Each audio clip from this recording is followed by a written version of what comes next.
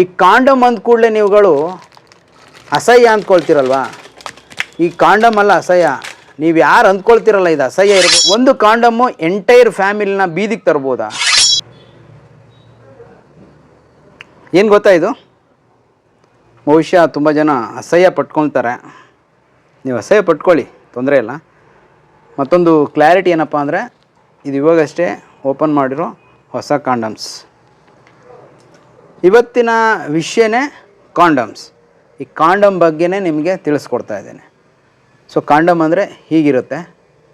ಇದರ ಹೆಚ್ಚಿನ ಮಾಹಿತಿ, ಇದರ ಉದ್ದ ಅಗಲ ವೆರೈಟೀಸು ಇತ್ಯಾದಿ ಇತ್ಯಾದಿ ಎಲ್ಲ ನಿಮ್ಮ ಪ್ರೀತಿಯ ಗೂಗಲ್ ಡಾಕ್ಟರ್ಸ್ ಇರ್ತಾರಲ್ಲ, ಬಹುಶಃ ತುಂಬ ಜನ ಫ್ಯಾನ್ಸ್ ಇರಬೇಕು ಅವ್ರಿಗೆ. ಸೊ ಆ ಒಂದು ಚಾನಲ್ಗೆ ಹೋಗ್ಬಿಟ್ಟು ನೀವು ಅಲ್ಲಿ ನೋಡ್ಕೊಳ್ಳಿ. ಬಟ್ ನಾನು ಅದ್ರ ಬಗ್ಗೆ ತಿಳ್ಸೋಕೆ ಬಂದಿಲ್ಲ. ಕಾಂಡಮ್ ಬಗ್ಗೆ ಒಂದಷ್ಟು ಮಾಹಿತಿ ಆ್ಯಂಡ್ ಆಲ್ಸೋ ಕಾಂಡಮ್ ಅನ್ನೋದು ಎಸೆನ್ಷಿಯಲ್ ಇವತ್ತಿನ ಜಗತ್ತಲ್ಲಿ. ನೀವು ನೋಡಿದಂಥ ಈ ಕಾಂಡಮು ಬಹುಶಃ 460 ವರ್ಷಗಳ ಹಿಂದೆನೇ ಬಳಸಿದಂಥ ಕಾಂಡಮ್. ಸೊ 460 ವರ್ಷಗಳಿಂದನೂ ಬಳಕೆಯಲ್ಲಿತ್ತು ಕಾಂಡಮ್ ಅನ್ನೋದನ್ನ ನಿಮ್ಮೆಲ್ರಿಗೂ ತಿಳಿಸ್ಬೇಕು. ಕಾಂಡಮಿನ ಮಹತ್ವ ತಿಳಿಸ್ಬೇಕು. ಚೀತು ಅನ್ನೋದ್ರ ಬಗ್ಗೆ ನೀವು ತಲೆಯಲ್ಲಿ ಏನಾದರೂ ಇಟ್ಕೊಂಡಿದ್ರೆ, ಕಾಂಡಮ್ ಅಂದರೆ ಅಸಹ್ಯ, ಕಾಂಡಮ್ ಅಂದರೆ ವ್ಯಾ ಅಂತಿರಲ್ಲ, ಅವ್ರಿಗೋಸ್ಕರ ಈ ವಿಡಿಯೋ ತಪ್ಪದೆ ಕಂಪ್ಲೀಟಾಗಿ ವಿಡಿಯೋ ನೋಡಿ ಅರ್ಥ ಆಗುತ್ತೆ. 1564ರಿಂದನೂ ಕೂಡ ಕಾಂಡಮ್ನ ಬಳಕೆಯಲ್ಲಿದೆ, ಕಾಂಡಮ್ನ ಬಳಸ್ತಿದ್ದಾರೆ ಜನ ಅಂತ, ಅಂದರೆ ವರ್ಲ್ಡ್ ವೈಡ್. ಸೊ ಏನಿದು ಇಷ್ಟು ದಿವಸ ದೇವರ ವೀಡಿಯೋಗಳು, ಜಾತ್ರೆ ವೀಡಿಯೋಗಳು, ದೇವಸ್ಥಾನಗಳ ವೀಡಿಯೋಗಳು, ಇವತ್ತು ಯಾಕೆ ಈ ರೀತಿ ಅಂದರೆ ಖಂಡಿತ ಇದು ಎಸೆನ್ಷಿಯಲ್ ವೀಡಿಯೋ ಅಂತ. ಆ್ಯಂಡ್ ಆಲ್ಸೋ ಇದು ನನಗೆ ನನ್ನ ಬತ್ತಳಿಕೆಯಲ್ಲಿರ್ತಕ್ಕಂಥ ಅಸ್ತ್ರಗಳಲ್ಲಿ ಇದು ಕೂಡ ಒಂದು ಮುಖ್ಯವಾದ ಅಸ್ತ್ರ. ಯಾವುದು ಅಂದರೆ ಈ ಕಾಂಡಮ್. ಹೆಂಗೆ ಅಂದರೆ, ನನಗೆ ಕಾಂಡಮ್ ಬಗ್ಗೆ ಆಗ್ಬೋದು, ಸೆಕ್ಸು ವೀಡಿಯೋಗಳ ಬಗ್ಗೆ ಆಗ್ಬೋದು, ಅಥವಾ ವಯಾಗ್ರಾ ಮಾತ್ರೆ ಆಗ್ಬೋದು, ಕೆಲವೊಂದು ಎರೆಕ್ಷನ್ಗೆ ಬಳಸ್ತಕ್ಕಂಥ ಅಥವಾ ಒಂದಷ್ಟು ಗಟ್ಟಿಯಾಗ್ಲಿಕ್ಕೆ ಬಳಸ್ತಕ್ಕಂಥ ಸ್ಪ್ರೇಗಳು, ಒಂದು ಸ್ಪ್ರೇಗಳು ಬರುತ್ತೆ, ಸ್ಟಡ್ಡು ಇತ್ಯಾದಿಗಳು, man force stay on condom gel, ಈ ಥರ ಎಲ್ಲ. ಅದ್ರ ಬಗ್ಗೆ ಅಪ್ಕಮಿಂಗ್ ಡೇಸಲ್ಲಿ ಖಂಡಿತ ವೀಡಿಯೋಗಳನ್ನ ಮಾಡ್ತೀನಿ. ಇದು ಫಸ್ಟು ಸ್ಟೆಪ್ ಅಂತ ನಾನಾದರೂ ಭಾವಿಸ್ತೀನಿ. ಬಟ್ ಈ ಕಾಂಡಮ್ ಬಗ್ಗೆ ನೀವೆಲ್ಲರೂ ಹೆಚ್ಚಿನ ಮಾಹಿತಿ ತಿಳ್ಕೊಬೇಕು. ಅದಷ್ಟು ಮಾಹಿತಿನ ಇವತ್ತು ಖಂಡಿತವಾಗ್ಲೂ ಕೊಡ್ತೀನಿ. ಫಸ್ಟ್ ಆಫ್ ಆಲ್, ನಾನು ಈ ಕಾಂಡಮ್ ಅನ್ನೋ ವಿಷಯ ಹೇಳ್ತಲೇ ಒಂದಷ್ಟು ಜನ ಈ ಥರ ಎಲ್ಲ ಅಂದ್ಕೊಂಡಿರ್ತೀರಿ. ಈಗಲೂ ಕೂಡ ಅಂದ್ಕೊಂಡಿರ್ತೀರಿ. ತುಂಬ ಜನ ಫ್ಯಾಮಿಲಿ ಜನ ನೋಡ್ತಿದ್ರೆ ನೀವು ಇವನೇನಪ್ಪ ದೇವಸ್ಥಾನ ತೋರಿಸ್ತಿದ್ದಾನೆ, ಇವತ್ತೇನು ದೇವನ ಥರ ಕೂತವನೆ ಅಂತ ಅಂದ್ಕೊಂಡ್ರೆ, ಖಂಡಿತವಾಗ್ಲೂ ನಾನಂತೂ ದೇವ ಅಲ್ಲ. ಅಂದ್ಕೊಂಡ ನೀವೆಲ್ಲರೂ ನಾಲೆಡ್ಜ್ ಕೊರತೆ, ಅಂದರೆ ಮಾಹಿತಿ ಕೊರತೆ ನಿಮ್ಮಲ್ಲಿದೆ ಅಂತ ಸ್ಪಷ್ಟ ಆಗುತ್ತೆ. ಯಾಕೆ ಹೇಳ್ತೀನಿ ಅಂದರೆ, ಕಾಂಡಮ್ ಬಗ್ಗೆ ಅವೇರ್ನೆಸ್ಸು ಖಂಡಿತವಾಗ್ಲೂ ಪ್ರತಿಯೊಬ್ಬ ಹ್ಯೂಮನ್ ತಿಳ್ಕೊಬೇಕಾಗಿದೆ. ಇದು ಮೋಸ್ಟ್ ಎಸೆನ್ಷಿಯಲ್ ಅಂತ. ಯಾಕೆ ಅನ್ನೋದಕ್ಕೆ ಒಂದಷ್ಟು ಮಾಹಿತಿ ನಿಮ್ಗೆ ಹಂಚ್ಕೊಳ್ಳೋನಿದ್ದೀನಿ. ಖಂಡಿತ ತಪ್ಪದೆ ಕಂಪ್ಲೀಟ್ ವಿಡಿಯೋ ನೋಡಿ. ನಿಮ್ಗೆ ಅರ್ಥ ಆಗಬಹುದು. ಬಹುಶಃ ನಾನು ಕಾಂಡಮ್ ಬಗ್ಗೆ ತಿಳಿಸ್ಕೊಟ್ಟಂಥ ಮಾಹಿತಿಯಿಂದ ಇಷ್ಟೆಲ್ಲ ಆಗ್ಬೋದಾ? ಒಂದು ಕಾಂಡಮ್ಮು ಎಂಟೈರ್ ಫ್ಯಾಮಿಲಿನ ಬೀದಿಗೆ ತರ್ಬೋದಾ? ಅಥವಾ ಇನ್ನೂ ದೊಡ್ಡ ಮಟ್ಟಕ್ಕೆ ಏನಾದ್ರೂ ಕೆಟ್ಟ ಪರಿಣಾಮ ಬೀರ್ಬೋದಾ? ಆ ಮನೆಯಲ್ಲಿ ಏನಾದರೂ ಅಂಥ ದೊಡ್ಡ ಯಾವುದಾದ್ರೂ ಆಘಾತಕಾರಿ ಘಟನೆ ನಡೀಬೋದಾ? ಖಂಡಿತವಾಗ್ಲೂ ನಡೆಯುತ್ತೆ. ಅದಕ್ಕೆಲ್ಲದಕ್ಕೂ ನಾನು ಹೇಳ್ತಾ ಹೋಗ್ತೀನಿ. ಬಹುಶಃ ನೀವು ಕೇಳ್ದಂಗೆ ನೀವು ರಿಯಲೈಸ್ ಆಗ್ತೀರಿ, ಹೌದು ನಾನು ಹೇಳ್ತಿರೋ ಸತ್ಯ ಅಂತ ನಿಮಗೆ ಗೊತ್ತಾಗ್ತಾ ಹೋಗುತ್ತೆ. ಸೊ ಈ ಕಾಂಡಮ್ ಅಂದರೆ ನಥಿಂಗ್, ಇದೇನು ದೊಡ್ಡ ವಿಷಯನೇ ಅಲ್ಲ. ಕಾಂಡಮ್ ಅನ್ನೋದ್ರ ಬಗ್ಗೆ ಯಾರಿಗೂ ಚೀತು ಅನ್ನೋ ಅಭಿಪ್ರಾಯನೂ ಬೇಡ. ನೀವು ಈಗ ಚೀತು ಅಂದರೆ ಇನ್ ಫ್ಯೂಚರು ಯಾವುದೋ ಮೆಡಿಕಲ್ ಮುಂದೆ ನಿಂತ್ಕೊಂಡು ಅಸಹ್ಯ ಪಡ್ಕೊಳ್ತೀರ ನಿಮ್ಮ ಬಗ್ಗೆ ನೀವೇ, ಇಲ್ಲ ಡಾಕ್ಟ್ರ್ ಹತ್ರ ಹೋದಾಗ ನಿಮ್ಮ ಬಗ್ಗೆ ನಿಮಗೆ ಚೀತು ಅನಿಸುತ್ತೆ. ಯಾಕಂದರೆ ನೀವು ಒಂದು ಕಾಂಡಮ್ ಬಳಸಿದ್ರೆ ಬಹುಶಃ ಯಾವುದೋ ಮೆಡಿಕಲ್ ಮುಂದೆ ಹೋಗ್ಬಿಟ್ಟು ಅಸಹಾಯಕ ಸ್ಥಿತಿನಲ್ಲಿ ಅಣ್ಣ ಏನೋ ಆಗ್ಬಿಟ್ಟೈತೆ ಏನು ಮಾಡೋದು, ಅಥವಾ ಪ್ರೆಗ್ನೆಂಟ್ ಆಗಿಬಿಟ್ಟಿದ್ದಾರೆ ಏನು ಮಾಡೋದು ಅಂತ ಕೇಳೋದು, ಅಥವಾ ಅವ್ರು ಯಾವುದೋ ಡಾಕ್ಟ್ರನ್ನ ಸಜೆಸ್ಟ್ ಮಾಡೋದು, ಆ ಡಾಕ್ಟ್ರ್ ಹತ್ರ ಹೋಗಿ ನಿಂತ್ಕೊಂಡು ಕೈ ಕಟ್ಕೊಂಡು ಸರ್ ಏನೋ ಆಗ್ಬಿಟ್ಟಿದೆ ಅಂತ ಹೇಳ್ಕೊಳ್ಳೋದು, ಅಥವಾ ಅಬಾಷನ್ ಮಾಡಿ ಅನ್ನೋದು, ಈ ರೀತಿಯಾಗಿ ಅಲ್ಲಿ ನಿಮ್ಗೆ ಅಸಹ್ಯ ಆಗುತ್ತೆ. ಇವತ್ತೇನಾದರೂ ಈ ಕಾಂಡಮ್ ವೀಡಿಯೋ ನಿಮಗೆ ಅಸಹ್ಯ ಅಂತ ಅನ್ನಿಸೋಕ್ಕೆ ಶುರುವಾಗಿದ್ದರೆ ಅವತ್ತಾಗೋ ದೊಡ್ಡ ದುರ್ಘಟನೆ ಬಹುಶಃ ತಪ್ಪಿಸ್ಬೋದು, ನೀವೀಗ ಅಸಹ್ಯ ಪಟ್ಕೊಂಡೆ ವಿಡಿಯೋ ಕಂಪ್ಲೀಟ್ ನೋಡಿದ್ರೆ. ತಿಳ್ಕೊಳ್ಳೋದಾದರೆ ಕಾಂಡಮ್ನ 1564ನೇ ಇಸ್ವಿ ಹಿಂದೆನೇ ಇದನ್ನು ಬಳಸಿದ್ದಾರೆ. ಬೇಸಿಕಾಗಿ ನಿಮ್ಗೆ ಹೇಳಬೇಕು ಅಂದರೆ 1564ರಿಂದನೇ ಕಾಂಡಮ್ ಬಳಕೆ ಮಾಡ್ತಾಯಿದ್ರು. ಅದಾದಮೇಲೆ ಮಾಡಿಫೈ ಆಗಿ ರಬ್ಬರ್ ಬರುತ್ತೆ 1855ರಲ್ಲಿ. ನಂತರದಲ್ಲಿ ಲ್ಯಾಟೆಕ್ಸು 1920ರಲ್ಲಿ ಬಂದರೆ, ಪಾಲಿ ಯುರೇಥೇನ್ ಅಂತಕ್ಕಂಥದ್ದು 1994ರಲ್ಲಿ ಬರುತ್ತೆ. ಇದು ಪ್ರಮುಖವಾಗಿ ಸ್ತ್ರೀಯರು ಬಳಸ್ತಕ್ಕಂಥ ಕಾಂಡಮ್ ಆಗಿರುತ್ತೆ.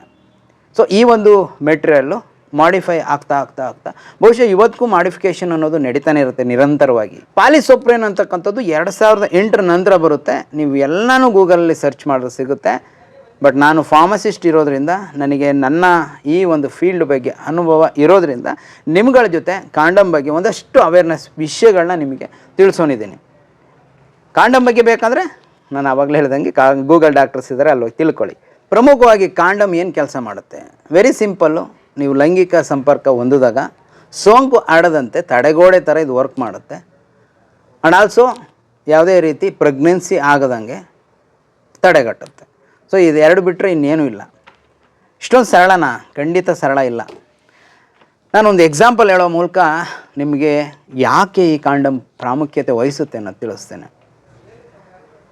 ಒಂದು ಕಾಂಡಮ್ ಯಾವ ರೀತಿ ನಿಮ್ಮ ಇಡೀ ಫ್ಯಾಮಿಲಿಗೆ ಎಫೆಕ್ಟು ಅಥವಾ ಪರಿಣಾಮಕಾರಿಯಾಗಿ ಆಘಾತ ಅಥವಾ ದುರ್ಘಟನೆಗೆ ಒಂದು ಕಾರಣ ಆಗುತ್ತೆ ಅಂದರೆ, ಇವತ್ತಿನ ಕಾಲದಲ್ಲಿ ಮೇ ಬಿ ಅಲ್ಲೇ ಒಂದು ಏಜ್ಗೆ ಶುರುವಾಗ್ಬಿಡುತ್ತೆ ಲವ್, ಪ್ರೇಮ, ಪ್ರೀತಿ, ಪ್ರಣಯ, ಲವ್ವಿ ಡವ್ವಿ ಇದೆಲ್ಲ. ಸೊ ಈ ಒಂದು ಗುಂಗಲ್ಲೇ ಇರ್ತಾರೆ. ಆ ಒಂದು ಪ್ರೇಮಿಗಳಿಗೋ ಅಥವಾ ಆ ಒಂದು ಉಪೇಂದ್ರ ಹೇಳ್ತಾನಲ್ಲ, ಪ್ರೀತಿ, ಪ್ರೇಮ ಅಥವಾ ಟಿ ಟಿ ಅವೆಲ್ಲ ಬೇರೆ ಬೇರೆ ಆಯಾಮಗಳು ಪಡ್ಕೊಳ್ಳುತ್ತೆ. ಆ ಒಂದು ಇದರಲ್ಲಿ ಪ್ರೀತಿ ಅನ್ನೋದು ಬೇರೆ ಥರ ಆಗಿ ಅವರೆಲ್ಲೋ ಒಂಥರ ತಮ್ಮನ್ನು ತಾವು ಲೈಂಗಿಕ ಸಂಪರ್ಕ ಹೊಂದಬೇಕು ಅನ್ನೋ ಮನಸ್ಥಿತಿನಲ್ಲಿ ನೆಕ್ಸ್ಟ್ ಲೆವೆಲ್ಗೆ ಹೋಗ್ತಾರೆ. ಬಹುಶಃ ಅವ್ರಿಗೊಂದು ಅವಕಾಶ ಅಥವಾ ಸದಾವಕಾಶ ಕೂಡ ಒದಗಿ ಬರುತ್ತೆ. ಯಾವ ರೀತಿ? ಇವ್ರ ಮನೇಲಿ ಇನ್ಯಾರೋ ಇರಲ್ಲ, ಅವ್ರ ಮನೇಲಿ ಇನ್ಯಾರೋ ಇರಲ್ಲ, ಅಥವಾ ಇವ್ರುಗಳು ಒಂದು ಕಡೆ ಸೇರಲಿಕ್ಕೆ ಒಂದು ಅವಕಾಶ ಸಿಗುತ್ತೆ. ಏನೋ ಒಂದು ಆಗುತ್ತೆ, ಫ್ಯಾಮಿಲಿಯಿಂದ ಯಾರೋ ಊರಿಗೆ ಹೋಗಿರ್ತಾರೆ, ಇನ್ನೊಂದಾಗಿರುತ್ತೆ. ನಾವು ಈ ನಡುವೆ ನೋಡ್ತಿರ್ತೀವಿ ವೀಡಿಯೋಗಳಲ್ಲಿ, ಫೋನ್ ಮಾಡಿ ಹುಡುಗಿ ಹೇಳ್ತಾಳೆ ಮನೆಯಲ್ಲಿ ಯಾರೂ ಇಲ್ಲ ಅಂತ. ಆ ಕಡೆಯಿಂದ ರಿಪ್ಲೈ ಬರುತ್ತೆ, ಹಂಗಂದರೆ ಬಿಗ್ಗಿಯಾಗಿ ಬಿಗ್ಗ ಹಾಕ್ಕೊಂಡು ಅಥವಾ ಚಿಲ್ಕ ಹಾಕ್ಕೊಂಬಿಟ್ಟು ಅಥವಾ ಲಾಕ್ ಮಾಡ್ಕೊಂಡು ಇರುವಂತ. ಸೊ ಈ ಥರ ಟ್ರೋಲ್ ಆಗ್ತಾ ಇರುತ್ತೆ. ಬಟ್ ಈ ವಿಷಯ ಅದಲ್ಲ. ಈ ರೀತಿ ಫೋನ್ ಅವಳಿಗೋದ್ರೆ ಅವ್ನು ಬರ್ತಾನೆ, ಅಥವಾ ಇವನು ಅವಳನ್ನ ಅವ್ರ ಮನೆಗೆ ಕರೆಸ್ಕೋಬೋದು, ಅಥವಾ ಥರ್ಡ್ ಪಾರ್ಟಿ ಇನ್ಯಾರ್ದೋ ಫ್ರೆಂಡ್ ಮನೆಗೆ ಒಂದು ಹೋಗೋವಂಥ ಅವಕಾಶ. ಇವತ್ತು ಫ್ರೆಂಡ್ಸ್ ಎಲ್ಲ ಭಾಳ ಇದ್ದಾರೆ. ಈ ಥರ ಒಂದು ಲೈಂಗಿಕನೋ ಅಥವಾ ಅನೈತಿಕನೋ ಮಾಡೋದ್ರಲ್ಲಿ ಸಪೋರ್ಟ್ ಮಾಡೋದ್ರಲ್ಲಿ ಎತ್ತಿದ ಕೈಗಳು ತುಂಬ ಜನ ಇದ್ದಾರೆ ಈ ಸಮಾಜದಲ್ಲಿ. ಏನೋ ಆಯಿತು, ಅವ್ರು ಹೆಂಗೋ ಸೇರ್ಕೊಳ್ತಾರೆ, ಲೈಂಗಿಕವಾಗಿ ಸೇರಿಕೊಂಡ್ರು ಅಥವಾ ಇಂಟರ್ ಕೋರ್ಸ್ ಆಗುತ್ತೆ, ಅವರಿಬ್ಬರು ಬೆರೀತಾರೆ, ಏನೋ ಒಂದಾಯಿತು. ಅಲ್ಲಿಂದ ಒಂದು ವಾರ 10 ದಿವಸ ಆಯಿತು, ಇವರಿಗೆ ಆ ಅವೇರ್ನೆಸ್ ಇರೋಲ್ಲ. ಕಾಂಡಮ್ ಬಳಸ್ದಲೇ ನಾವೇನಾದರೂ ಸೇರಿದ್ದೀವಿ ಅನ್ನೋದ್ರ ಬಗ್ಗೆ ಇರಲ್ಲ. ಬಟ್ ಇಬ್ಬರು ಭ್ರಮೇಲಿರ್ತಾರೆ, ಇದು ನನಗೂ ಫಸ್ಟ್ ಟೈಮು ಅವ್ರಿಗೂ ಫಸ್ಟ್ ಟೈಮ್ ಅಂತ. ಮೇ ಬಿ ಇವರು ಅವ್ರನ್ನ ಫಸ್ಟ್ ಟೈಮ್ ಅಂದ್ಕೊತಾರೆ, ಅವ್ರು ಇವ್ರನ್ನ ಫಸ್ಟ್ ಟೈಮ್ ಅಂದ್ಕೊತಾರೆ. ಅದೆಷ್ಟನೇ ಟೈಮು ಇಬ್ಬರಿಗೆ ಗೊತ್ತಿರುತ್ತೆ. ಇರಲಿ. ಇದಾದ ಮೇಲೆ ಏನಾಗುತ್ತೆ, ವಾರ 10 ದಿವಸ 15-20 ದಿವಸ ಕಳೆಯುತ್ತೆ. ಮೇ ಬಿ 1ನೇ ತಾರೀಕು ಈ ಥರ ಒಂದು ಘಟನೆ ನಡೆದಿರುತ್ತೆ ಅವರಿಬ್ಬರು ಜೀವನದಲ್ಲಿ. ಇವರು ನೆಗ್ಲೆಕ್ಟ್ ಮಾಡ್ಕೊಂಡು ಆರಾಮಾಗಿರ್ತಾರೆ. ಅಲ್ಲಿಗೆ ಅವರು ಡೇಟ್ ನೆಕ್ಸ್ಟು ಮೆನ್ಸಸ್ ಪೀರಿಯಡ್ ಏನಿದೆಯಲ್ಲ, ಅದು ಮೇ ಬಿ 1ನೇ ತಾರೀಕಿಂದ ಅಥವಾ 28 ದಿವಸಕ್ಕೋ ಅಥವಾ 30ನೇ ದಿವಸಕ್ಕೆ ಬರುತ್ತೆ, ಅಥವಾ 1ನೇ ತಾರೀಕೆ ಬರ್ಬೋದು. ಆ 1ನೇ ತಾರೀಕು ಡೇಟು ಕೂಡ ಬರುತ್ತೆ. ಆಗ ಆಕೆಗೆ ಮೆನ್ಸಸ್ ಆಗಲ್ಲ, ಆ ಋತುಮತಿ ಆಗಬೇಕಲ್ಲ, ಅದಾಗಲ್ಲ. ಆಗ ಗೊಂದಲಗಳು, ಪ್ರಶ್ನೆಗಳು, ಆತಂಕಗಳು ಬರೋಕ್ಕೆ ಶುರುವಾಗುತ್ತೆ ಅವ್ರ ಜೀವನದಲ್ಲಿ, ಅಂದರೆ ಇಬ್ಬರು ಜೀವನದಲ್ಲಿ. ಈಕೆ ಅವನಿಗೆ ಫೋನ್ ಮಾಡೋದು, ಈ ಥರ ನಂದು ಡೇಟ್ 1ನೇ ತಾರೀಕಿತ್ತು, ನನಗಾಗಲಿಲ್ಲ. ಅವನು ಹೇಳ್ತಾನೆ, ಇಲ್ಲ ಹಂಗೇನಿಲ್ಲ, ಅವತ್ತು ನಮ್ಮ ಮನೇಲಿ ಯಾರೂ ಇಲ್ದಾಗಲೋ ಅಥವಾ ಇನ್ನೆಲ್ಲೋ ಸೇರಿದ್ದಾಗಲೋ ಹಿಂಗಾಗಿತ್ತಲ್ಲ ಅಂತ ಆಗ ಡಿಸ್ಕಷನ್ಸ್ ಶುರುವಾಗುತ್ತೆ. ಆಮೇಲೆ ಯಾರೋ ಒಬ್ಬ ಅದರೊಳಗೆ ಒಬ್ಬ ಪಂಟ ಇರ್ತಾನೆ, ಪಂಟನ ಮಗ ಹಿಂಗೆ ಆಗ್ಬಿಟ್ಟೈತೆ ಅಥವಾ ಗೆಳತಿ ಹಿಂಗೆ ಆಯ್ತು ಅಂತ ಕೇಳಿದಾಗ ಅವರು ಒಂದು ಸಜೆಷನ್ ಕೊಡ್ತಾರೆ, ಪ್ರೆಗ್ನೆನ್ಸಿ ಟೆಸ್ಟ್ ಕಾರ್ಡ್ ಅಂತ, UPT. ಅದನ್ನೊಂದು ಮಾಡ್ಕೊಂಬಿಡೋಣ, ಒಂದು UPT ಟೆಸ್ಟ್ ಮಾಡ್ಕೊಂಬಿಡಿ, ಮೇ ಬಿ ನಿಮಗೆ ರಿಯಲೈಸ್ ಆಗ್ಬೋದು ಅಂತ. ಸೊ ಆಗ ಆ ಪಂಟ್ರು ಇವ್ರಿಗೆ ಹೇಳ್ತಾರೆ, ಈ ಥರ ಒಂದು ಯೂರಿನ್ ಪ್ರೆಗ್ನೆನ್ಸಿ ಕಿಟ್ನ ತಂದುಬಿಟ್ಟು ನಿಮ್ಮ ಯೂರಿನ್ನ ಹಾಕ್ಕೊಳ್ಳಿ, ಅದರಲ್ಲಿ ರಿಸಲ್ಟ್ ಬರುತ್ತೆ ಅಂತ. ಸೊ ಇದ್ರ ಬಗ್ಗೆ ಸಾಕಷ್ಟು ಮಾಹಿತಿ ಇದೆ. ತುಂಬ ಜನ ಪ್ರೆಗ್ನೆನ್ಸಿ ಬಗ್ಗೆ ಗೊಂದಲ ಇರುತ್ತೆ, ಇದಕ್ಕಂತ ಲ್ಯಾಬ್ಗೆ ಹೋಗ್ತೀರಿ ಅಥವಾ ಡಾಕ್ಟ್ರ್ ಹತ್ರ ಹೋಗೋದು, ಪ್ರೆಗ್ನೆನ್ಸಿ ಆಗಿದೆಯೋ ಇಲ್ಲ ಅಂತ ಚೆಕ್ ಮಾಡೋಕ್ಕೆ ಮ್ಯಾಟ್ರ್ ಇದೆ. ತುಂಬ ಜನಕ್ಕೆ ಗೊತ್ತಿಲ್ಲ ಇದನ್ನು ಯಾವ ರೀತಿ ಚೆಕ್ ಮಾಡಬೇಕು, ಯಾವಾಗ ಚೆಕ್ ಮಾಡಬೇಕು, ಯಾವ ಯೂರಿನ್ನು. ಮೇ ಬಿ ಇದು ಬೆಳಿಗ್ಗೆದೋ, ಮಧ್ಯಾಹ್ನದ್ದು, ಸಾಯಂಕಾಲದ್ದು ಯೂರಿನಲ್ಲೂ ಈ ರೀತಿ ಇದೆ. ತುಂಬ ಜನ ಅಂದ್ಕೊಳ್ತೀರಿ ಉಚ್ಚೆ ಅಂದರೆ ಎಲ್ಲ ಒಂದೇ ಅಂತ. ಉಚ್ಚೆ ಅಂದರೆ ಎಲ್ಲ ಒಂದೇ ಅಲ್ಲ. ಯೂರಿನ್ ಟೆಸ್ಟ್ನ ಮಾಡಲಿಕ್ಕೆ ಪ್ರೆಗ್ನೆನ್ಸಿ ಕಾರ್ಡ್ನ ಬಳಸೋಕ್ಕೆ ಅದರದೇ ಆದಂಥ ಇನ್ಸ್ಟ್ರಕ್ಷನ್ಸ್ ಇದೆ, ಇದೇ ರೀತಿ ಬಳಸಬೇಕಂತ. ಅದನ್ನು ಬರೋ ವಿಡಿಯೋಗಳಲ್ಲಿ ತಿಳಿಸೋ ಒಂದು ಪ್ರಯತ್ನ ಮಾಡೋಣ. ನೀವು ಕಮೆಂಟಲ್ಲಿ ಕೂಡ ತಿಳಿಸಿ, ಇದ್ರ ಬಗ್ಗೆ ಮಾಹಿತಿ ಬೇಕು ಅಂತ ಖಂಡಿತ ತಿಳಿಸ್ಕೊಡ್ತೀನಿ. ಸೊ ಅದರಲ್ಲಿ ಟೆಸ್ಟ್ ಮಾಡೋಣ ಅಂತ ಮಾತಾಡ್ಕೊಳ್ತಾರೆ. ಸೊ 1ನೇ ತಾರೀಕು ಕಳೆಯುತ್ತೆ, 2ನೇ ತಾರೀಕು ಡಿಸ್ಕಷನು, 3ನೇ ತಾರೀಕು ಕಿಟ್ ಬರುತ್ತೆ, 3-4ರ ನಂತರದಲ್ಲಿ ಚೆಕ್ ಮಾಡ್ತಾರೆ. ಅವ್ರ ಗ್ರಾಚಾರ ಏನಾದರೂ ಆದರೆ UPT ಟೆಸ್ಟಲ್ಲಿ ನಿಮ್ಗೆ ಇನ್ನೊಂದಾಗುತ್ತೆ, ಇನ್ವ್ಯಾಲಿಡ್ ಅಂತ ಕೂಡ ಬರುತ್ತೆ. ಯೂರಿನ್ ಆಗಿದ್ದ ಕೂಡಲೇ ಅದೊಂದು ಪೊಸಿಷನ್ ಇದೆ, ಆ ಒಂದು ಜಾಗಕ್ಕೆ ಹಾಕ್ಬೇಕಂತ ಆ ಒಂದು ಕಿಟ್ಟಲ್ಲಿ. ಸೊ ಆ ಕಿಟ್ಗೆ ಹಾಕಿದ ನಂತರ 1 ಅಥವಾ 2 ಗೀರು ಅಥವಾ ಇನ್ವ್ಯಾಲಿಡ್ ಅಂತ ಒಂದು ಬರುತ್ತೆ. ಸೊ ಇನ್ವ್ಯಾಲಿಡ್ ಆಗುತ್ತೆ ಅವ್ರ ಹಣೆ ಬರ ಕೆಟ್ಟು ಅಂದರೆ, ತಿರುಗಿ ಇನ್ನೊಂದು UPT ತಂದುಕೊಟ್ಟು ಅಥವಾ ಈ ಕಿಟ್ ತಂದುಕೊಟ್ಟು ಮಾಡೋ ಹೊತ್ತಿಗೆ ಇನ್ನೊಂದು 2-3 ದಿವಸ ಆಗುತ್ತೆ. ನಾನು ಹೇಳಕ್ಕೆ ಹೊರಟಿರೋದು ಇಷ್ಟೇ, 1ನೇ ತಾರೀಕು ಡೇಟ್ ಆಗಬೇಕಾಗಿರುತ್ತೆ, 2, 3, 4, 5 ದಿವಸ 6 ದಿವಸ ಆಗುತ್ತೆ. ಇದು ಚೆಕ್ ಮಾಡಿ ಪ್ರೆಗ್ನೆಂಟ್ ಆಗಿದೆ ಅಂತ ಕನ್ಫರ್ಮ್ ಮಾಡೋಕ್ಕೇ 6, 7, 8, 10 ದಿವಸ ಹಿಡಿಬಹುದು. ಇದು ನನ್ನ ಅನುಭವದ ಮಾತು. ನಾನು ಕೇಳ್ತೀನಲ್ಲ, ಏನಾಯಿತು ಅಂದರೆ ಹಿಂಗಾಯಿತು ಹಂಗಾಯಿತು, ಇಷ್ಟು ದಿವಸ ಆಗ್ಬಿಟ್ಟಿದೆ. ನಾವು ಇನ್ನೇನು ಮಾಡೋದು, ಡಾಕ್ಟ್ರ್ ಹತ್ರ ಕನ್ಸಲ್ಟ್ ಮಾಡಿ. ಡಾಕ್ಟ್ರ್ ಹತ್ರ ಕನ್ಸಲ್ಟ್ ಮಾಡೋಕ್ಕೆ ಯಾವುದೇ ರೀತಿ ಅಧಿಕೃತವಾಗಿ ಇದಕ್ಕೆ ಪರ್ಮಿಷನ್ನು ಅಂಡರ್ ಗೌರ್ಮೆಂಟಲ್ಲಿ ಇಲ್ಲ, ಅಥವಾ ಯಾವುದೇ ರೀತಿ ಹೆಲ್ತ್ ಡಿಪಾರ್ಟ್ಮೆಂಟು ಇದಕ್ಕೆ ಪರ್ಮಿಷನ್ ಕೊಟ್ಟಿಲ್ಲ. ಯಾವುದಕ್ಕೆ? ಅಬಾರ್ಷನ್ ಯಾವುದು ಮಾಡೋ ಆಗಿಲ್ಲ. ಅದು ಅನಧಿಕೃತ ಆಗುತ್ತೆ, ಅದು ಶಿಕ್ಷಾರ್ಹ ಅಪರಾಧ ಆಗುತ್ತೆ, ಅಫೆನ್ಸ್ ಅದು ಮಾಡೋ ಆಗಿಲ್ಲ. ಸೊ ಕಳಿಸ್ಕೊಡ್ತೀವಿ, ಅವ್ರು ಏನೇನೋ ಮಾಡ್ಕೊಳ್ತಾರೆ, ದುಡ್ಡು ಹೆವಿ ತೊಗೊಂಬಿಟ್ಟು ಏನೋ ಒಂದು ಮಾಡಿ ಮುಗಿಸ್ತಾರೆ. ಅದಕ್ಕಂತಲೇ ಒಂದಷ್ಟು ಜನದಿದೆ. ಇದು ಎಲ್ರಿಗೂ ಗೊತ್ತಿದ್ರೂ ಏನೂ ಮಾಡೋಕ್ಕಾಗ್ತಿಲ್ಲ. ಇವತ್ತಿನ ವ್ಯವಸ್ಥೆ ಹಂಗಿದೆ.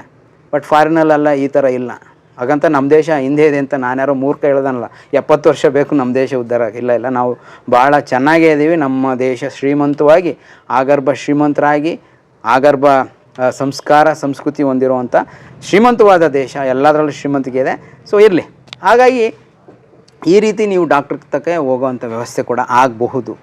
ಡಾಕ್ಟ್ರ್ ತಗ ಹೋಗೋ ಥರ ಆಗುತ್ತೆ. ಯಾಕೆ ನೀವು ಯಾಕೆ ಹಂಗೆ ಅಂದ್ಕೊಳ್ತೀರಿ? ದುಡ್ಡು ಖರ್ಚಾಗುತ್ತೆ, ಆರಾಮಾಗಿ ಏನೋ ಒಂದು ಅಬಾರ್ಷನ್ ಏನೋ ಮಾಡ್ತಾರೆ, ಏನೋ ಆಗ್ಬಿಡುತ್ತೆ ಅಂತ. ಲವರ್ಸ್ ಎಲ್ಲ ಶ್ರೀಮಂತರೇ ಇರ್ತಾರ? ಹುಡುಗ ಅಥವಾ ಹುಡುಗಿ ಕಡೆಯವರೆಲ್ಲ ದುಡ್ಡಿರೋರು ಇರ್ತಾರ? ಅಥವಾ ಆ ಮಕ್ಳ ಹತ್ರ ದುಡ್ಡಿರುತ್ತಾ? ಏನೋ ಚೆಲ್ಲಾಟ ಅಥವಾ ದೈಹಿಕ ಆಸೆಗಳು ಅದನ್ನು ಈಡೇರಿಸ್ಕೋಬೇಕಾಗಿರುತ್ತೆ. ಏನೋ ಒಂದು ಅತಾಚುರ್ಯ ನಡೆದಿರುತ್ತೆ, ಅವ್ರ ಜೀವನದಲ್ಲಿ ಒಂದು ಘಟನೆ ನಡೆದಿರುತ್ತೆ. ಸೊ ಅಲ್ಲಿ ಡಾಕ್ಟ್ರ್ ಹತ್ರ ಹೋದರೆ ಕೆಲವರು 5, 10 ಸಾವಿರ, 15 ಸಾವಿರ, 20, 25 ಸಾವಿರ ತೊಗೊಳ್ಳೋಂಥ ಡಾಕ್ಟ್ರುಗಳು ಇವತ್ತು ಸಮಾಜದಲ್ಲಿ ಇದ್ದಾರೆ.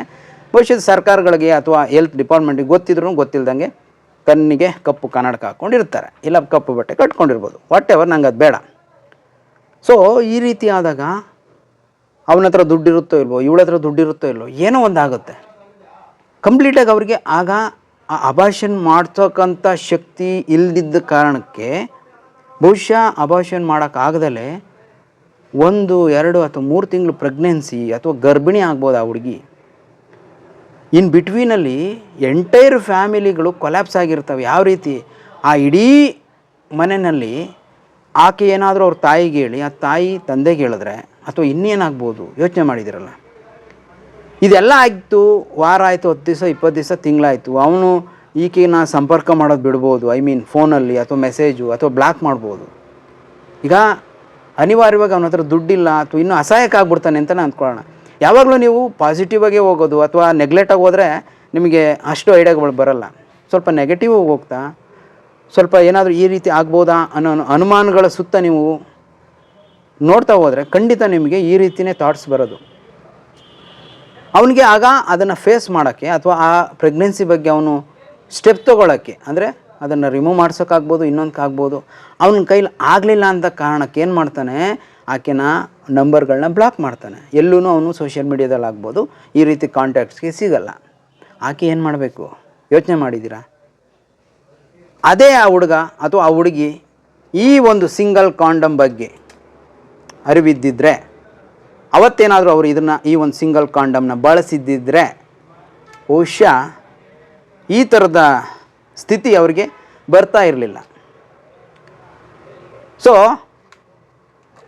ಈ ಕಾಂಡಮ್ ಅಂದ ಕೂಡಲೇ ನೀವುಗಳು ಅಸಹ್ಯ ಅಂದ್ಕೊಳ್ತೀರಲ್ವ? ಈ ಕಾಂಡಮ್ ಅಲ್ಲ ಅಸಹ್ಯ.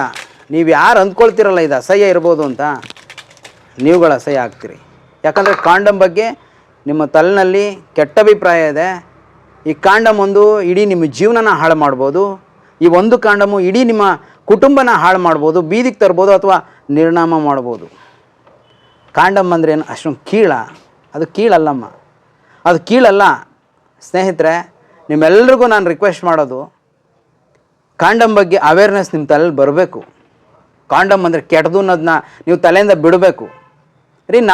ನನ್ನ ಸರ್ವೀಸಲ್ಲಿ ನಾನು ಬೆಂಗಳೂರಲ್ಲಿ ಇರುವಾಗೆಲ್ಲ ಟಾಪ್ ಆಗಿರೋ ಫಿಗರ್ಸು, ಅವರು ಆಂಟೀಸೋ ಹುಡುಗಿಯರ್ಸೋ ಯಾರೋ ಗೊತ್ತಿಲ್ಲ, ಸ್ಟೂಡೆಂಟ್ಸು ಬಂದು ಗಿಮಿ ಕಾಂಡಮ್ ಅನ್ನೋರು, ಗಿಮಿ ಗುಡ್ ಕಂಪ್ನಿ ಕಾಂಡಮ್ ಅನ್ನೋರು.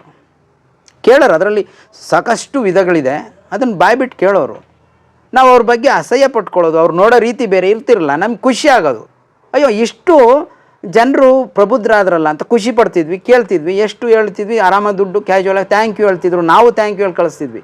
ಸೊ ನಾವು ಅಷ್ಟು ಖುಷಿಯಾಗಿ ಅವ್ರನ್ನ ಹ್ಯಾಂಡ್ಲ್ ಮಾಡ್ತಿದ್ವಿ. ಕಾಂಡಮ್ ಪೇಷಂಟು ಕಸ್ಟಮರು ಕಾಂಡಮ್ ಕೇಳ್ಕೊಂಬಂದಾಗ ಅಷ್ಟು ಖುಷಿಯಾಗಿ ಹ್ಯಾಂಡ್ಲ್ ಮಾಡ್ತಿದ್ವಿ. ಅಂದರೆ ಇಷ್ಟೊಂದು ಪ್ರಬುದ್ಧತೆ ಬಂತಲ್ಲ ನಮ್ಮ ಜನರಲ್ಲಿಂತ ಖುಷಿ ಆಗೋದು. ಬಟ್ ನೆನ್ನೆ ಹಾಗೆ ಆಯಿತು. ನಾನು ಕಾಂಡಮ್ ಬಗ್ಗೆ ವೀಡಿಯೋ ಮಾಡಬೇಕಂದ್ರೆ ಚೀತು ಸ್ವಾಮಿ ಒಂದು ಕಾಂಡಮು ನಿಮ್ಮನ್ನು ತಾಂಡೋಗಿ ಬೀದಿಲಿ ನಿಲ್ಲಿಸುತ್ತೆ, ಮಿಸ್ಸಾಗಿ ಆ ಹುಡುಗಿ ಪ್ರೆಗ್ನೆಂಟ್ ಆಗಿ 1-2 ತಿಂಗಳಾಗಿ ನಿಮ್ಮ ಕೈಲ ಆ ಹುಡುಗನ ಕೈಲಿ ರಿಮೂವ್ ಮಾಡ್ಸೋಕ್ಕಾಗಿಲ್ಲ, ಇವಳು ಇನ್ನೂ ಅಂಥ ಮೆಚುರಿಟಿ ಇಲ್ಲ ಅಂದರೆ ಅವಳು ಏನು ಮಾಡಬೇಕು? ಅವಳಿಗಿರೋದು ಒಂದೇ ಅವಕಾಶ, ಏನಾದರೂ ಒಂದು ಮಾಡ್ಕೋಬೇಕು. ಇನ್ನೇನಿದೆ ಅವಕಾಶ? ಅವ್ರ ಮನೇಲಿ ಯಾವ್ದಾರ ಮಾತ್ರೆ ಸಿಕ್ಕರೆ ಸೇವಿಸ್ಬೋದು, ಪೆನಾಯಿಲ್ ಕುಡಿಬೋದು, ಇನ್ನೊಂದು ಇಷ್ಟಲ್ಲದಲ್ಲಿ ಇನ್ನೇನಾಗುತ್ತೆ? ಆ ಕಾರಣ ಆ ಒಂದು ದುರ್ಘಟನೆ ನಡಿಬಾರ್ದು ಅಂದರೆ ಈ ಕಾಂಡಮ್ಗಳನ್ನ ಬಳಸಿ. ಖಂಡಿತವಾಗ್ಲೂ ನಾನು ನಿಮ್ಮೆಲ್ರಿಗೂ ಒಂದು ಸಜೆಷನ್, ಕಾಂಡಮ್ ಬಗ್ಗೆ ಅವೇರ್ನೆಸ್ ಬಿಲ್ಡ್ ಮಾಡಲಿಕ್ಕೆ ನಂದು ಒಂದು ಸಪೋರ್ಟ್ ಈ ಸಮಾಜಕ್ಕಿದೆ ಅಂದರೆ, ನೀವು ಯಾರು ನನ್ನ ಚಾನಲ್ಗೆ ಸಬ್ಸ್ಕ್ರೈಬ್ ಆಗಿ ನನ್ನ ವೀಡಿಯೋನ ತಂದು ತೋರಿಸ್ತೀರಿ ಅವ್ರಿಗೊಂದು ಕಾಂಡಮ್ನ ಫ್ರೀಯಾಗಿ ಕೊಡ್ತೇನೆ. ಇದು ನನ್ನ ಕಡೆಯಿಂದ ಸಮಾಜಕ್ಕೊಂದು ಖಂಡಿತವಾಗ್ಲೂ ಸೇವೆನೇ ಅಂತ ನಾನು ಖಂಡಿತವಾಗ್ಲೂ ಹೆಮ್ಮೆಯಿಂದ ಹೇಳ್ಕೊಳ್ತೀನಿ. ನೋಡುಗರಿಗೆ ಆಗ್ಬೋದು, ತುಂಬ ಜನಕ್ಕೆ ಕಾಂಡಮ್ ಅಂದರೆ ಕೀಳು ಅನಿಸ್ಬೋದು, ನಮಗೆ ಕೀಳು ಅನಿಸಲ್ಲ. ಈ ಫೀಲ್ಡಲ್ಲಿರೋರಿಗೆ ಅಥವಾ ಪ್ರೆಗ್ನೆಂಟ್ ಆಗಿ ಅನುಭವಿಸಿರ್ತಾರಲ್ಲ ಕಷ್ಟಗಳನ್ನ, ಅದನ್ನು ರಿಮೂವ್ ಮಾಡ್ಸೋಕ್ಕೆ ನೊಂದಿರ್ತಾರಲ್ಲ, ಅಥವಾ ಅವ್ರ ಮನೇಲಿ ಏನಾದರೂ ದುರ್ಘಟನೆ ನಡೆದಿರುತ್ತಲ್ಲ, ಅಂಥವ್ರಿಗೆ ಇದು ಯಾವುದೂ ಕೀಳು ಅನಿಸಲ್ಲ. ನಾನು ಹೇಳ್ತಿರೋ ಸರಿ ಅಂತ ಒಪ್ಕೊಳ್ತಾರೆ. ಎಂಟೈರ್ ಫ್ಯಾಮಿಲಿ ನೀವು ಕುತ್ಕೊಂಡು ನೋಡ್ಬೇಕು ಈ ವಿಡಿಯೋನ. ಸೊ ಆ ಮಗು ಏನು ಮಾಡಬೇಕು? ಅವಳು ತಪ್ಪಾದರೂ ಏನು? ಅವಳು ವಯಸ್ಸು ಆ ಥರ ಆಗಿದ್ದು ಅಥವಾ ಆ ಥರ ಆಸೆ ಆಕಾಂಕ್ಷೆಗಳು ಬಂದಿತ್ತಪ್ಪ, ಅಥವಾ ಆ ಹುಡುಗ ಆ ಹುಡುಗಿ ಮೇಲೆ ಆ ರೀತಿ ಏನೋ ಒಂದು ಕಾರ್ಯ ನಡೀತಲ್ಲ, ಏನೋ ಒಂದು ಘಟನೆ ನಡೀತಲ್ಲ, ಅದಕ್ಕೆ ಕಾರಣ ಯಾರು? ಅವ್ರ ವಯಸ್ಸಾ? ಅವ್ರು ಮಾಡಿದ್ದು ಅಂಥ ದೊಡ್ಡ ತಪ್ಪಾದರೂ ಏನು? ಬಹುಶಃ ಒಂದು ಕಾಂಡಮ್ ಬಳಸಿ ಅವರು ಆ ಒಂದು ತಪ್ಪನ್ನು ಮಾಡಿದರೆ ಮುಂದೆ ಆಗ ದೊಡ್ಡ ಎಲ್ಲ ತಪ್ಪುಗಳಿಗೂ ಅವರು ಪೊಲೀಸ್ ಸ್ಟಾಪ್ ಅವತ್ತೇ ಇಟ್ಟಿರೋರು.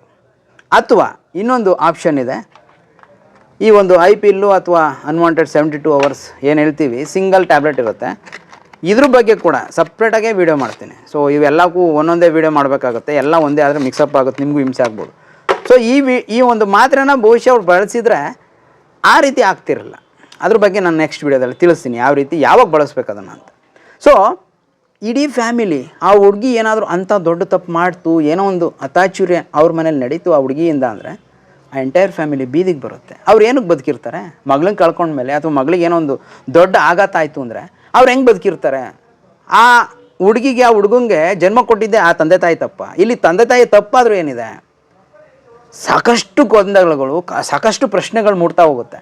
ನೀವು ಲವ್ ಮಾಡಿಬಿಟ್ಟು ಏನೋ ಮಾಡ್ಕೊಂಡ್ರೆ ಅಷ್ಟು ಈಸಿಯಾಗಿ ಮುಗೀತು ಅಂದ್ಕೋಬೇಡಿ. ಅಥವಾ ಹುಡುಗರು ನೀವೇನೋ ತೀಟೆ ತೀರಿಸ್ಕೊಂಬಿಟ್ರಿ ಅಂದರೆ ನಿಮ್ಮದು ಕೆಲಸ ಮುಗಿಲಿಲ್ಲ. ಇಲ್ಲಿ ನೀವೇನೋ ತಪ್ಪು ಮಾಡಿದ್ದೀರಿ ಅಂದರೆ ಆ ತಪ್ಪನ್ನು ಸರಿಪಡಿಸೋ ಅಷ್ಟು ಜವಾಬ್ದಾರಿ ನಿಮ್ಮ ಮೇಲೂ ಇರುತ್ತೆ. ಅಟ್ ಎ ಸೇಮ್ ಟೈಮ್ ಆ ಹುಡುಗಂದು ಅಷ್ಟೇ ತಪ್ಪಿರಲ್ಲ, ಈ ಹುಡುಗಿದು ತಪ್ಪಿರುತ್ತೆ. ಇವಳು ಅವಕಾಶ ಮಾಡಿಕೊಟ್ಟಿದ್ದು ದೊಡ್ಡ ತಪ್ಪು.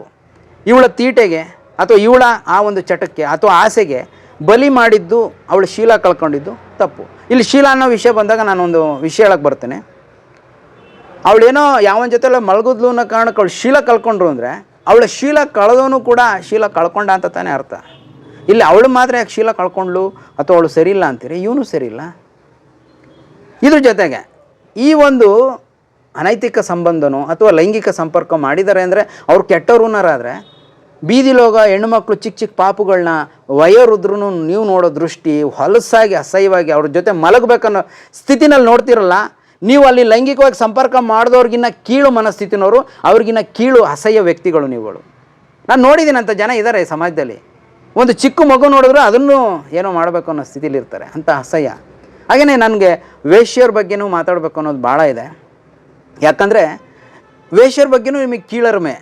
ಆ ವೇಶ್ಯರಿಲ್ಲ ಅಂದರೆ ಇವತ್ತು ಸಮಾಜದಲ್ಲಿ ಅದೆಷ್ಟು ರೇಪ್ಗಳು ಹೆಚ್ಚಾಗ್ತಿದ್ವು, ಅದೆಷ್ಟು ಹೆಣ್ಮಕ್ಳ ಮೇಲೆ ಆಗ್ತಿದ್ವು, ಅದೆಷ್ಟು ವಯೋವೃದ್ಧರ ಮೇಲೆ ಆಗ್ತಿದ್ವು ಗೊತ್ತಿಲ್ಲ. ಈ ಗಂಡಸರ ಚಟಗಳನ್ನ ಅಥವಾ ತೀಟೆಗಳನ್ನ ತೀರಿಸ್ಕೊಳ್ಳೋಕ್ಕೆ ಅವ್ರನ್ನ ಬಳಸ್ಕೊತಾ ಇದ್ದಾರೆ.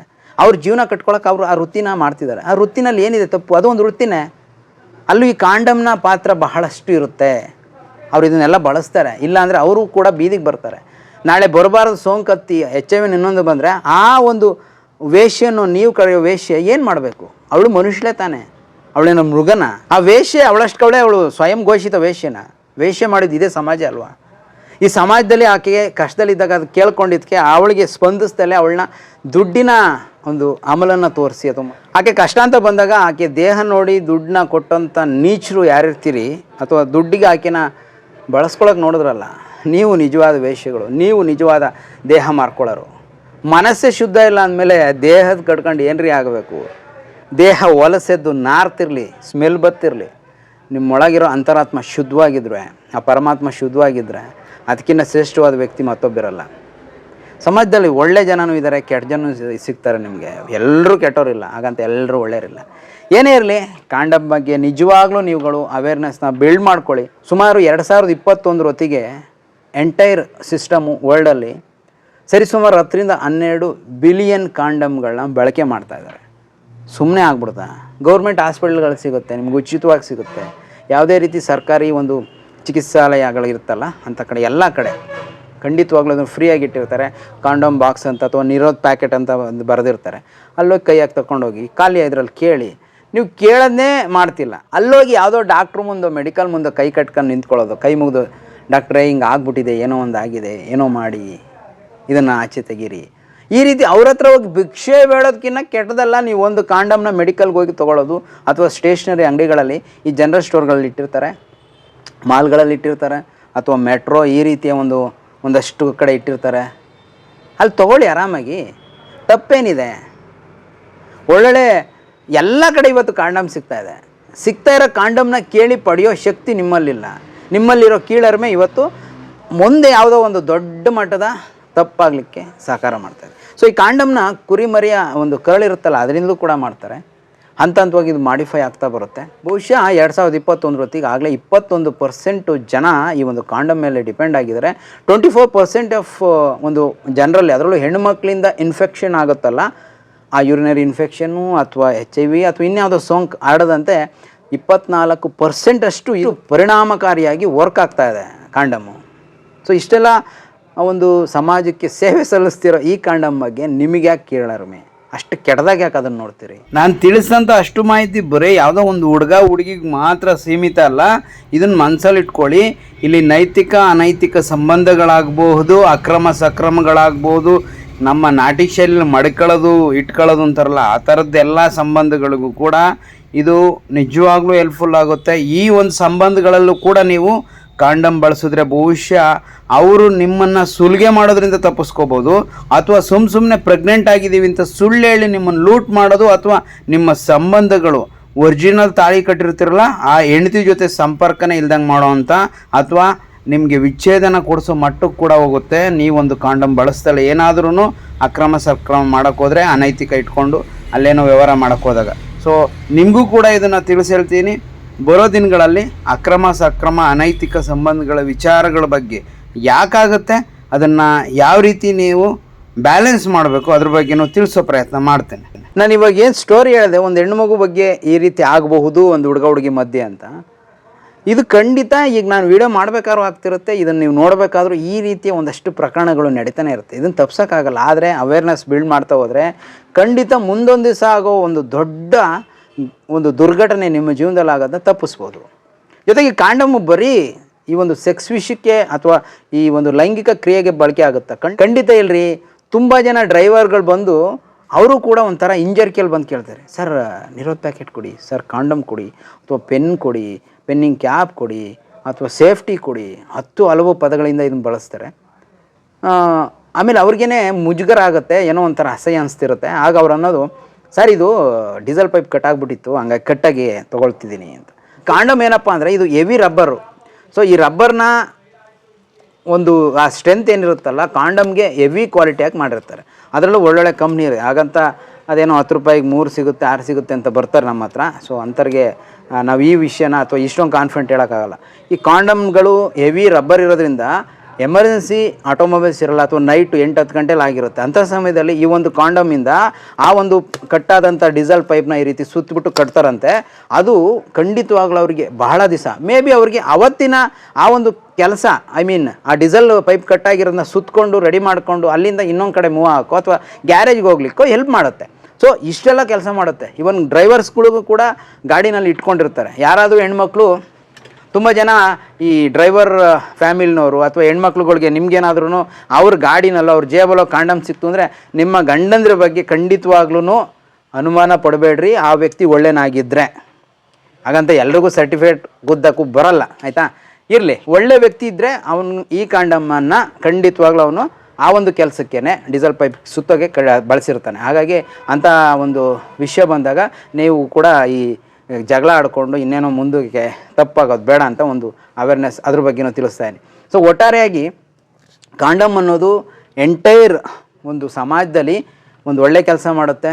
ನಿಮಗೆ ಸೋಂಕಾಗೋದು HIV ಅಥವಾ ಇನ್ಯಾವುದೇ ಯೂರಿನರಿ ಇನ್ಫೆಕ್ಷನ್ಗಳಾಗುತ್ತೆ, ಅವ್ರಿಗೇನೋ ಒಂದು ಇರಿಟೇಷನ್ ಆಗಿರುತ್ತೆ ಅಥವಾ ಇನ್ನೊಂದು ಇರುತ್ತೆ, ಆ ಕಾಯಿಲೆಗಳು ನಿಮಗೆ ಬರುತ್ತೆ. ಆಮೇಲೆ ಹರ್ಪೀಸ್ ಅನ್ನೋ ಒಂದು ಕಾಯಿಲೆ ಇದೆ, ಅದು ಯಾವ ರೀತಿ ಅಂದರೆ ಅದ್ರ ಬಗ್ಗೆ ಮತ್ತೊಂದು ವಿಡಿಯೋ ಮಾಡೋಣ, ಅದನ್ನು ಬೇಸಿಕ್ ತಿಳ್ಕೊಂಡಿರಿ. ಈ ಪೆನ್ನಿಸ್ ಮೇಲೆ ಸಣ್ಣಗೆ ನೀರುಗುಳ್ಳೆ ಥರ ಹೊಡೆಯುತ್ತೆ, ಆ ನೀರುಗುಳ್ಳೆ ಥರ ಚಿಕ್ಕ ಚಿಕ್ಕ ಚಿಕ್ಕ ಗುಳ್ಳೆ ಆಗುತ್ತೆ, ಆ ಗುಳ್ಳೆಗಳು ಒಡೆದು ಒಂಥರ ಗಾಯ ಥರ ಆಗುತ್ತೆ. ಬಂದು ನಮಗೆ ಫೋಟೋಗಳು ತೋರಿಸ್ತಾರೆ ಅಥವಾ ಹೇಳ್ತಾರೆ. ನಾವು ಡರ್ಮಟಾಲಜಿಸ್ಟ್ಗಳು ನಮ್ಮ ಹಾಸ್ಪಿಟಲ್, ನಾನು ಬೆಂಗಳೂರಲ್ಲಿರುವಾಗ ಅವ್ರುಗಳು ಹೇಳೋರು ಹರ್ಪೀಸ್ ಅನ್ನೋದು ಈ ರೀತಿ ಕಾಯಿಲೆ, ಚರ್ಮ ರೋಗದಲ್ಲಿ ಹಲವಾರಿದೆ, ಅದರಲ್ಲಿ ಇದು ಒಂದು. ಬೇರೆ ಲೈಂಗಿಕ ಸಂಪರ್ಕದಿಂದ ನೀವು ಏನಾದರೂ ಆಗಿದ್ದು ಆಕೆಗೆ ಆ ಒಂದು ಇನ್ಫೆಕ್ಷನ್ ಇದ್ದರೆ ನೀವು ಆ ಒಂದು ಸ್ತ್ರೀ ಜೊತೆ ಸಂಪರ್ಕ ಮಾಡಿದಾಗ ನಿಮ್ಮ ಪೆನಿಸಲ್ಲಿ ಸಣ್ಣ ಸಣ್ಣ ಗುಳ್ಳೆಗಳಾಗೋದು, ನೀರುಗುಳ್ಳೆ ಥರ ಆಗೋದು, ಉರಿಯೋದು, ಅದೇ ಒಂಥರ ಗಾಯ ಥರ ಆಗೋದು, ಆಮೇಲೆ ಅದು ಕೆಂಪಾಗಿ ವೈಟ್ ಥರ ಏನೋ ಒಬ್ಬೊಬ್ರಿಗೆ ಒಂದೊಂದು ಥರ ಅದು ಆಗ್ತಾ ಹೋಗುತ್ತೆ. ಈ ರೀತಿಯ ಒಂದಷ್ಟು ಸೋಂಕುಗಳಿದೆ.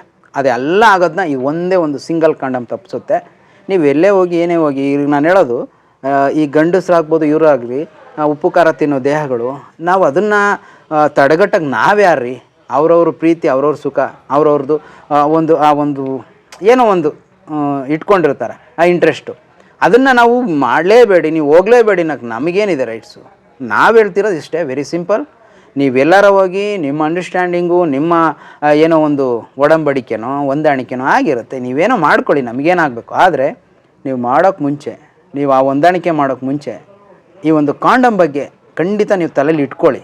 ಬಹುಶಃ ಎಲ್ಲ ರೀತಿಯಲ್ಲೂ ನಿಮಗೆ ಒಳ್ಳೆಯದೇ ಆಗುತ್ತೆ ಇದರಿಂದ. ತುಂಬ ಜನ ಹೇಳ್ತಾರೆ ಕಾಂಡಮ್ ಇಲ್ದ ಅಂದರೆ ಚೆನ್ನಾಗಿರುತ್ತೆ, ಕಾಂಡಮ್ ಬಳಸಿದ್ರೆ ಅಷ್ಟೊಂದು ಮಜಾ ಸಿಗೋಲ್ಲ ರೀ. ಮಜಾ ಮಾಡೋಕ್ಕೆ ಹೋದರೆ ಲೈಫು ಡೆತ್ ಆಗುತ್ತೆ, ನಿಮ್ಮ ಜೀವನೇ ಹೊರಟೋಗುತ್ತಲ್ಲ.